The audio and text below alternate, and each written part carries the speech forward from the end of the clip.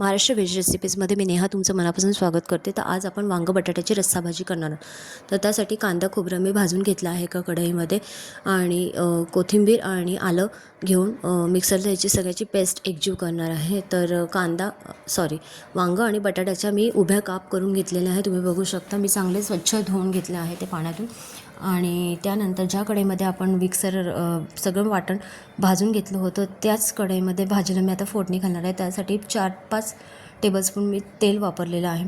तर ते मिश्रण जे वाटण आपण मिक्सरला केलेलं आहे ते सगळं परतून घेणार आहे। चांगलं जास्तीचं वाटण मी काढून घेणार आहे एका डब्यामध्ये आणि जेवढं भाजीला लागणार आहे तेवढंच वाटण ठेवणार आहे।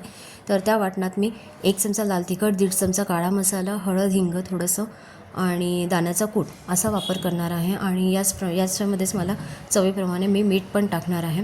असंच 2-3 मिनटासाठी हे मिश्रण चांगलं मी भाजून घेणार आहे।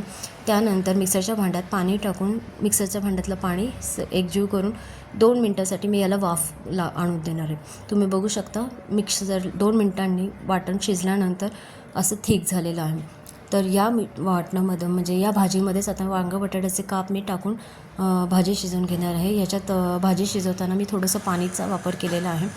तर 10 मिनटांनी माझी भाजी छानपैकी तयार झालेली आहे। तर तुम्हाला माझी भाजी कशी वाटली ते मला कमेंट करून नक्की सांगा आणि व्हिडिओ आवडला असेल तर लाईक करा, शेअर करा, सबस्क्राईब करा।